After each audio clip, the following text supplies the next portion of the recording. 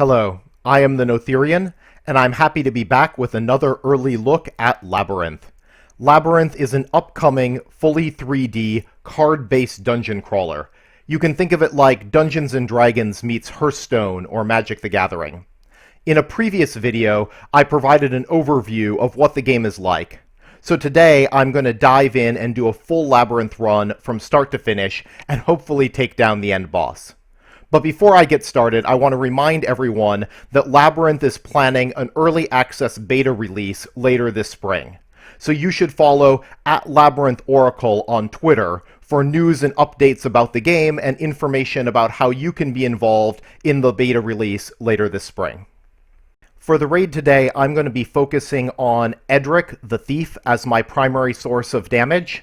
I've loaded Edric up with both melee and ranged attacks to take advantage both of his melee combat stance and his range stance, so he's going to be dishing it out both near and far. Then next to him I have Korgon Twiceborn, my Blade Master. I've given Korgon a nice mix of a lot of defensive cards, including some cards that will help him to protect Edric, keep Edric alive to deal damage, as well as some powerful attacks of his own. Then finally, Lavella Star-Touched is my Faith character. I've loaded Lavella up with some healing and a lot of support cards. In this pre-alpha release, I've really been happy with the support cards available, the wide variety of ways that Faith characters can help their team succeed. And I think Lavella's probably been my favorite character to play in this early pre-alpha release. So here we are in the Labyrinth. This particular Labyrinth was created by Free Range Games, the developer, for the specific purposes of this test build. But once the game releases, you'll be taking on labyrinths that are designed by other players specifically to torment you and defeat your heroes. So in order to get to the final boss, I need to take on 3 tiers of encounters, and in the outer rim of this labyrinth, I can choose between 3 bosses, an ancestral spirit, a fire elemental, and a Minotaur. So I'm going to take on the Minotaur. This Minotaur, Oros Stonehide, has a special ability. If Oros would take more than 3 damage, he takes 3 damage instead. That means that I'm going to need to hit him a lot in order to take him down. Oros is great at drawing out the fight, and is actually one of the most difficult encounters in this test build. As I prepare to fight the Minotaur, each of my heroes draws 3 cards from their deck. I'm then given an opportunity to X out any cards that I don't think I'm going to need at the beginning of this fight. My heroes will then draw replacement cards. I should probably also remind you that this is a pre-alpha build, which means that everything that you see is subject to change. You're going to see a lot of placeholder art, maybe a couple of graphical glitches, or a minor bug or two, but overall this game is running really well for being in a pre-alpha state. So let's get started.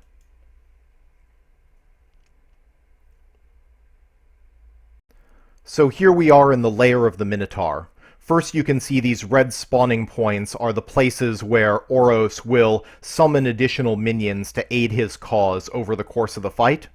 Additionally, up at the top of the screen you can see that my heroes are highlighted in green, meaning that they're ready to go, and then after they're done it will be Oros' turn. Finally, you can see that Oros is a big bad Minotaur. He has 8 attack, which means that if I get in melee range, he's going to smack me hard. And he has 50 life, which is a lot of life for a creature that can only take 3 damage at a time. So, let's start this off. I'm going to run forward my Blade Master. He doesn't really have anything to do, so I pass. Then, let's bring up my other characters. Will stand in a line here. Edric doesn't have anything to do, let's see, and nor does Lavella. So I'm going to hold off past all of the turns, which advances combat to the next tick of time. So you can see that Edric and Korgon are both scheduled to move on the next tick after the boss. Stone Fist. Oros casts a self buff. Eventually, hopefully, I'll be able to click over here on the left side and see the details of that buff, but for now, all I need to know is that more damage is incoming. So I'm going to run forward my warrior, and let's see, I'm going to use Choppy Sword. So Choppy Sword does 4 damage and then an extra 2 damage to the target and all adjacent.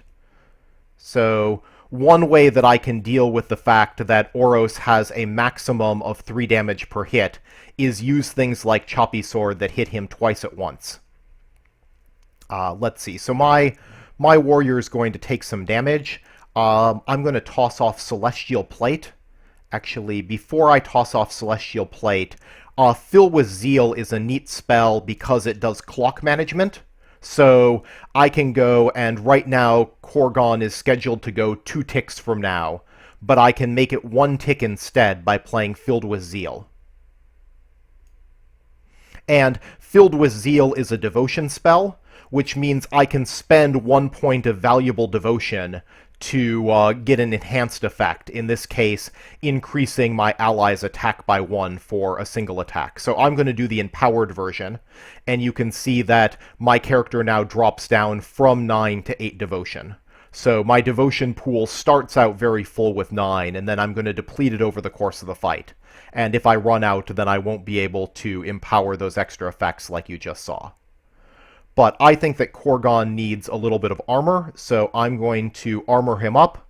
And I don't think he needs magic resist right now, so I'll save my devotion and give him some extra armor. So Korgon now has 3 armor, which means he's going to take 5 damage when the Minotaur goes and hits him. And I think for the moment I'd like Edric to stay at range. So I'm going to have Edric jump into ranged stance. Ranged stance allows him to use all of his ranged attacks, and also gives him a bonus, a little bit of bonus damage on his ranged attacks. So this isn't going to cost me any time. You can see the 0 up in the corner means that I can do this instantly. It will take no time, and then I can follow it up with an aimed shot, which is going to do 6 damage, although actually only 3 damage because of Oros's special ability. And Strength buff is a card that's really not going to be very useful in this particular fight. I think what I want to do is just toss out Lavella's Judgment. So the rightmost card that each hero is holding is their talent. And talent cards, when you play them, they get drawn right back into your hand. So a hero always has their talent available during a fight. It's kind of the bread and butter move that defines the hero. And Lavella's talent is very flexible. She can either get a small heal or a small amount of damage. I'm going to take the small amount of damage, and Oros is down to 39. And my Blade Master, let's see, Choppy Sword worked so well last time, I will try it again. And I gain some fury as I hit him. I'm up to 4 fury, and I think that once the Minotaur smacks me, yeah, I'm now at 9 fury, which is quite a bit. What do I want to do? I think I want to heal up my warrior a little bit, so I'm going to walk Lavella over, and she has a really neat spell called the Cross that deals 5 damage to any enemy in a line, and also heals any hero in that line. So I can cast the Cross, and it's going to go hit... Actually, did that work? I think it's possible that it failed to hit... he had tossed out a... Thick Hide. He had tossed out an Absorb effect, so he was able to absorb that hit, and I just got the healing, but not the damage. Let's see. I'm going to go, I'm going to go use Ghost Bite, which is his talent. Again, this is a relatively slow swing, hits for 5. Yeah, there. Or actually 3 because of the boss's special ability. And I think I can safely run up Edric here and start doing a little bit of melee. I'm going to go with Tiger Style. So one of the neat things about a Skullduggery character like Edric is that there are 3 stances that Edric can have access to. You saw Range Stance gave him a little more damage on his ranged attacks. Similarly, Combat Stance gives him a little more damage on his melee attacks. But at the moment, I want to jump into Stealth, which is a defensive stance that prevents him from being targeted. So I'm going to go and do 3 damage and jump into stealth. Oros does another absorb, which is just what I need. Let's see. Edric. I think for Edric, I'm just going to use his talent. Edric's talent is incredibly useful because it only takes 2 ticks and is a fairly hard-hitting melee skill for only 2 ticks.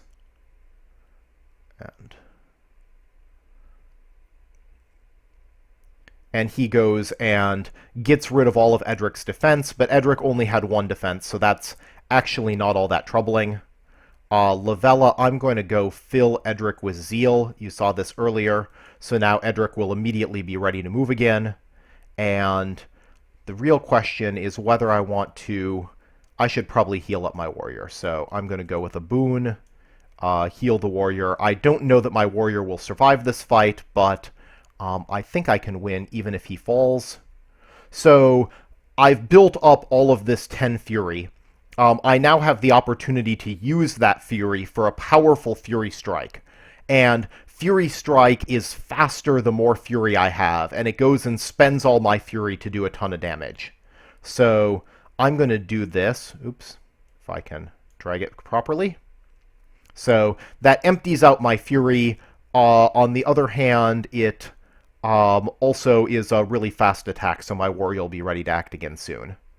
Oh, stick and move is fun. So stick and move causes my thief Edric to hit for 5 damage and then jump away and activate stealth. So now I'm safely stealthed, and oh no, we have a minion entering the fight, which is probably not good. Given that the minion is over there, I think for the moment I'd just like to avoid it. Eventually execute is probably the right way to get rid of that minion. It's a really quick way for my Blade Master to dispatch any minion, but I need to have more Fury than it has health, so I need to go finish up rebuilding my Fury. Let's see. In the meantime, I'm just going to Ghost Bite. Also, I've been having trouble drawing Korgon's defensive cards. I promise you that I actually put some strong defensive cards in this deck, but I just have not been seeing them. So I'm going to run my healer over here, and let's see. I think this is a good opportunity to fill Korgon with Zeal. So I fill him with Zeal, and then the question is, do I want Celestial Plate or do I want a little bit of healing? I think I'm going to take the little bit of... Let's see, the boss is about to act. I'm going to toss out the Celestial Plate. So this brings his armor up to 3. It'll allow him to survive the next hit from the boss. And Edric, what does Edric want to do? So Touche is actually an incredible spell for this particular fight, because it will, if my warrior does die, this will allow Edric to survive in melee range. I'm not exactly sure in this game, at least in the pre-alpha build, how the bosses pick targets, but they seem to like focusing on one target instead of switching the damage around. So now that he's focused on my Blade Master, I don't think he's going to change and go for Edric until the Blade Master is dead, but I certainly could be wrong. And now, let's see. Now I can toss out a little bit of healing. Boon. This is what I was looking for. Warrior's Prayer gives me an extra 2 armor as well as some additional Fury generation. That's going to be very, very useful. So I go and keep smashing the boss. So now my armor's up to 5, which means I'm only going to take 3 from the next boss hit. Yes. So I think then my warrior might actually be able to survive. Ooh, Keen Eyes. Keen Eyes is not all that useful in this particular fight because bonus damage just gets absorbed by the Minotaur's armor, but in general is a really nice buff. I think Boom Shot is probably the way I want to finish this fight. It will destroy the boss if I can reduce him down to 2 health, so it gives me just a little bit of extra executing power. For the time being, though, I'm just going to do the talent swing, the bread and butter. That little imp is oh, ha ha ha. The little imp is ranged and deals fire damage, and oh, this is not going to go well. Yep. So, my warrior, I had gone and buffed his armor, but the warrior didn't have any magic resist, and you can see this little symbol. This is a shield with some magic on top, meaning that Lavella defends against both physical and magic damage, but my warrior only defended against physical damage. So, what do I want to do? I'm in a little bit of trouble here. I think my best option at this point is just to try to burn down the boss as fast as I can. I'm going to go Bane him down to 9. One of the minions is going to go. Now Edric is going to... Oh, wait, how did the boss... Oh, the boss healed himself? Oh, no, the boss absorbed. That was not helpful. Yeah, I very well might lose this fight. I'm going to start out with Touché.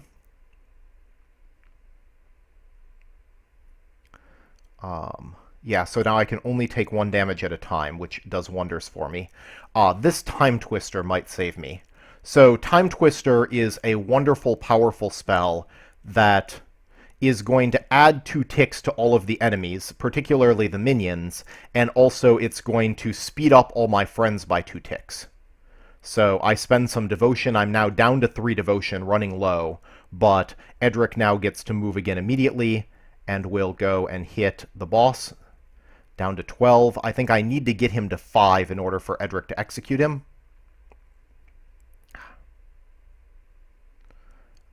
Okay. And I might be in trouble here. Let's try Curse of Doom. Do I want to get rid of a minion? None of the minions are going to act immediately. So I think that I'm going to go with a Bane. I'm just going to try to keep burning him down.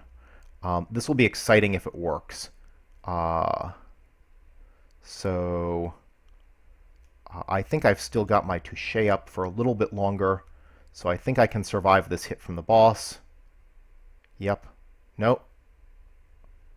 No, I think I cannot quite survive this hit from the boss.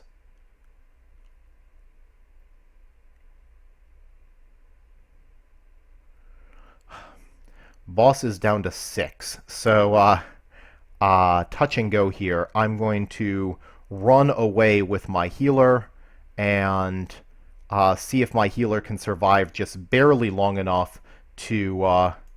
let's Bane again. Boss is down to 3, so the next hit's going to take out the boss. Unfortunately, my healer takes damage. My healer takes more damage. And I am barely going to be able to escape. Okay, so do another Bane, and the Minotaur falls. Okay, that fight was a little bit more exciting than I wanted it to be. Fortunately, at least in this pre-alpha build, my other 2 heroes are going to come back for the next fight. That may not be the case once the game gets to final release. So here I am back on the Labyrinth screen. I have a choice between 2 different encounters in the middle tier of this Labyrinth. One of them is a different Minotaur. So there's a number of variants of each archetype of boss, and different boss encounters against Minotaurs can have different shaped rooms or different special abilities, different decks for that boss. And so this is, in particular, the Builder has a special ability that prevents him from being targeted with magic as long as he controls a structure. But he doesn't have that same damage reduction effect that the previous Minotaur had. So that's a way to introduce additional variety into the types of labyrinths that people can build in the game, having different variants on each boss. But I'm going to go and take on a fire elemental. The noteworthy thing about this fire elemental, so he's going to summon a swarm of fire minions, and they're each going to have additional bonus attack, but he resists magic damage and has no armor against physical. And my warrior and my thief are both really big on physical damage, so I think this is going to be a much easier fight than the previous Minotaur fight. Let's take a look. Once again, my heroes draw cards. Let's see, I probably don't need that, or that, or that. Stand Together, I really could have used that last time. This significantly buffs the defense of both Korgon and Edric as long as Edric is standing next to him. This would have done wonders when Korgon was getting beaten down by that big Minotaur guy, but I just couldn't draw it. Let's see, I probably don't need that for this fight. And let's see how this goes. I think this is going to be quite easy because of the complete lack of damage resistance for on this fire elemental. So here we are in a cool flame environment, and I will run forward my warrior. You see here I also start closer to the fight than I did on in the last room of the labyrinth. So it's another thing that allows provides for encounter variance. I think I want to play Eye of Zur right away, which is going to provide additional cards, additional options for her friends. Korgon doesn't really have anything to do. And Edric is going to use Keen Eyes. And Between the Eyes is a ranged shot. So, boom, 10 damage right off the bat, which is a great way to start. This is what Edric's supposed to do. Then my warrior's going to rush forward. I have... Oh, Flash of Steel would have also been useful in the last fight, but I didn't draw it. This is gain Counter-Strike. Okay. I probably don't need to Counter-Strike here. This is really useful if you're surrounded. It's also useful for that Minotaur boss because he could only take 3 damage at a time. Counter-Striking is a way to get in extra swings on him. But I'm just going to do the Ghost Bite, his talent. And there's a little fire guy who's attacking me from behind. Lavella will probably want to deal with him. Oh, this volcano is cool. So the volcano has an area of effect attack. It hits everyone who is within 5 squares of the volcano. So it's one of these positioning matters cards. And I can go and move my priest a little bit of ways. And I'm going to play Celestial Plate, and I want to give my warrior some damage resistance. You see that he, just like the Fire Elemental, can't do anything to mitigate the damage that my Blade Master deals. My Blade Master previously had no defense against the magic of the Fire Elemental, but now you can see this little symbol next to the warrior shows that he now is buffed and has both magic and physical defense, which is going to help him a lot. And then, let's see, Lavella's Judgment. I think I'll just toss out a small heal. And Edric will run away from that lava spewer. And again, I'll jump into range stance and do an aim shot for 7 damage. Boss is already down to 23, and we've really just started. So these little firelings that he summons are annoying, but I think I can just win by racing him down. Let's see, anything useful here? I've got all 3 Flashes of Steel. Sometimes cards just clump together.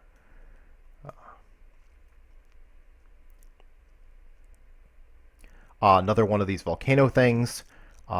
Probably if he was a little bit smarter, he would have placed the volcano somewhere else. I think spreading out the volcanoes makes them scarier. Deliverance. Deliverance seems like an excellent use of a spell. So I'm going to use Deliverance to take out this little fire imp. By spending Devotion, I can have it both deal 4 damage and heal 4 damage. So I knock out the imp, or the fireling, I guess we call them, and heal Korgon a bit. And now Korgon would take some damage from the flame spewers, but he has this magical resist that's been given to him by the priestess. And I think it's time for Edric to get into melee range. Edric's Edge. Boom. Lot of damage.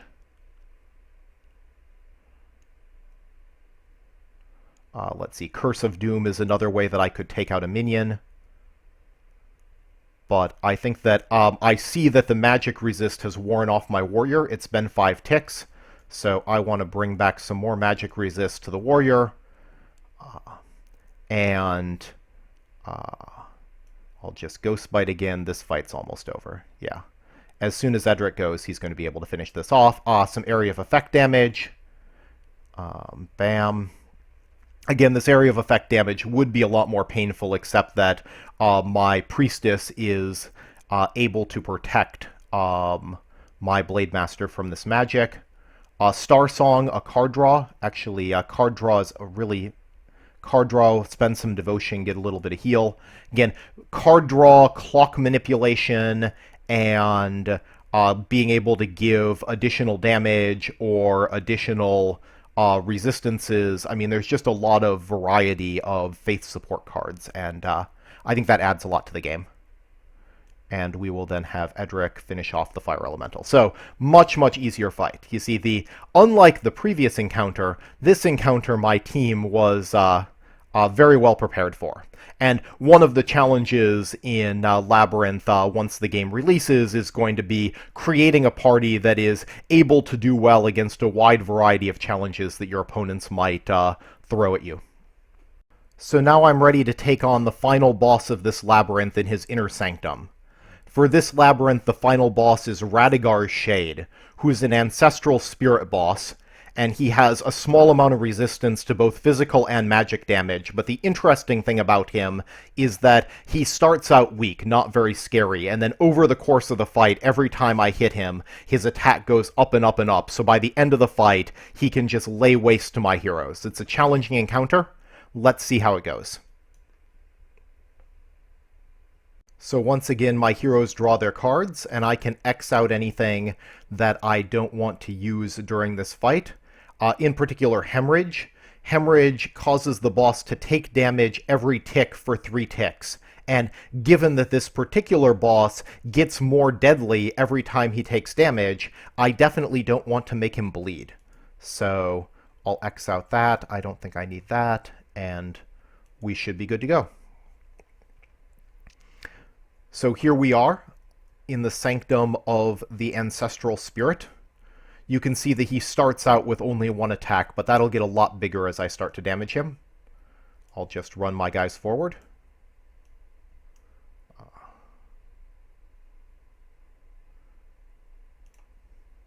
Nothing too important there. And let's see what the boss has in store for us. Spirit of Protection. So, very durable and makes any other minions that he summons hard to kill. So, I'd love to have something to take that spirit out, but I don't at the moment. So, I'm going to start in with a Ghost Bite, get my Fury going.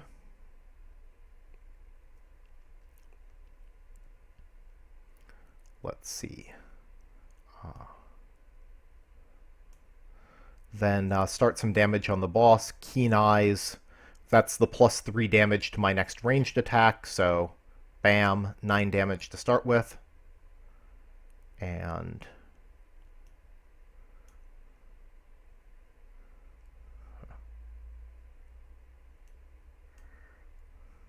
this doesn't do a whole lot, but I'm just going to start damaging that.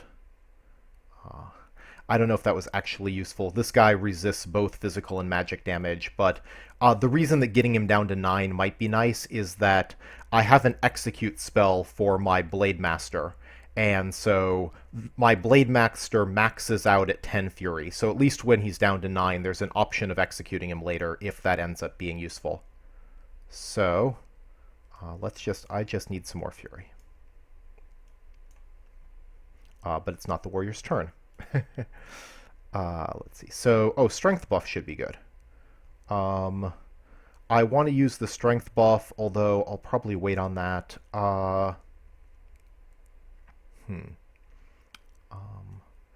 So I'm going to wait on my strength buff. Oops. Yes. I'm going to wait on my strength buff until my healer is moving. Did that work? No, that didn't work. Okay. So what I was trying to do was manipulate the clock so that my healer would be going at the same time as one of my other characters, and I could really get the most out of the 5 ticks of a strength buff. But then I don't actually have the clocks nicely aligned here, so I'll have to figure out what to do. In any case, I've been avoiding going and using her damaging spell to do a small amount of damage to the boss, because I don't want to power up this boss any more quickly than I have to, and tickling him with small amounts of damage is not going to be the way to win this fight. So, Spirit Strike is very interesting. Summons a Spirit Warrior if this is the attack that deals the killing blow. Love to be able to use that maybe later on in the fight if I can find an opportunity, but for the time being, I think I'm just going to run him around and slowly work the boss down. And I think it's time for... I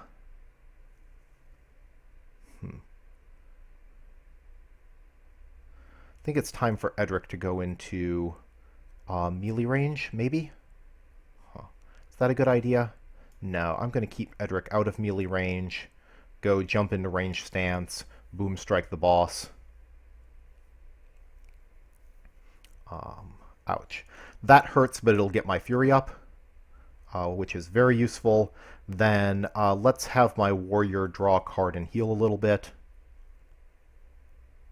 Yeah, fortunately, the 2 defense that my warrior has is enough to shrug off that defensive spirit. And now Lavella acts again, and I'm going to take this opportunity to Time Twister.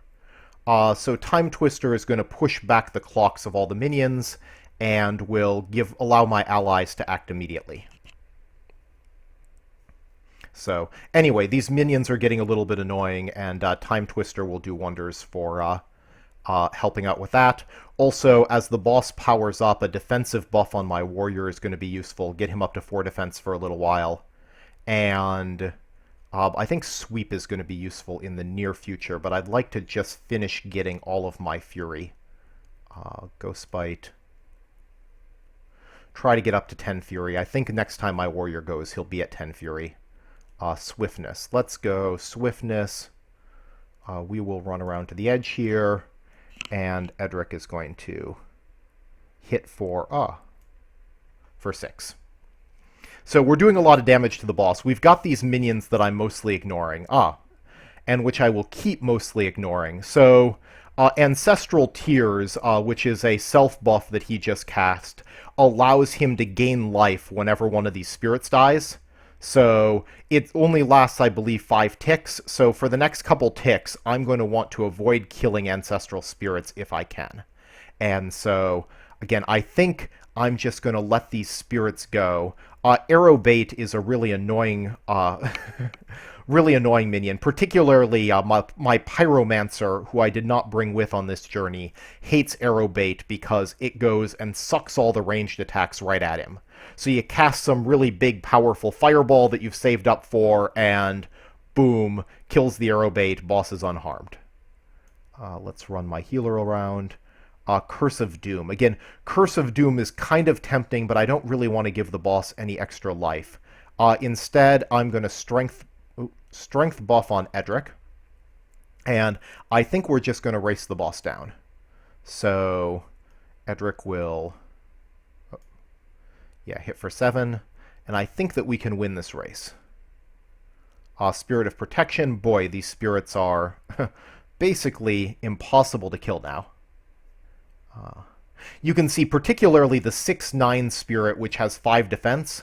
If I wasn't so close to ending this battle, you can see how things are going quickly downhill for me. A 6/9 minion that I basically can't kill, and a boss who's now hitting for 9 damage a swing. This is a good time for the cross. I'm going to go heal my warrior, do a little bit of damage to the boss. Fury Strike. I was thinking that I was going to sweep, but that was back when the minions had a little bit less armor. So I'm going to unload with Fury Strike, and that should end this run.